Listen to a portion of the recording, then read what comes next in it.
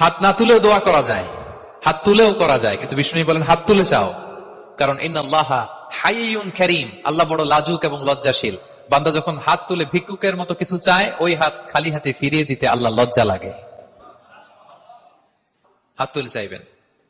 দোয়াতে আল্লাহর নামগুলো ধরে ধরে ডাকুন, ইয়া আল্লাহ, ইয়া রহমান, ইয়া রহিম, ইয়া হাইয়ু, ইয়া কাইয়ুম বিরহমাতিকা আস্তাগীথ।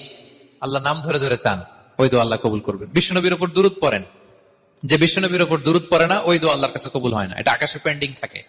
কুল্লু দুআ মুআল্লাক মাহজুব বাইনা সামাই ওয়াল আরদি মা লাম ইউসাল্লা আলাইয়া। বিষ্ণু বলেন সব দোয়া আকাশে পেন্ডিং থাকে যতক্ষণ আমার উপর দুরূদ পড়া না হয়। তা আপনি যে বলেন হুজুর আমার দোয়া কবুল হয় না, কেন হয় না বুঝছেন এবার? হ্যাঁ, নবীর উপর দুরূদ পড়েন নাই তো। আল্লাহুম্মা সাল্লি ওয়া সাল্লিম ওয়া বারিক আলাইহি। শুরু করবেন বিষ্ণু নবীর উপর দুরূদ দিয়ে, মাঝেও পড়বেন, শেষেও পড়বেন, আগেও পড়বেন, পরেও পড়বেন। আপনার দোয়া কবুল করবে কে?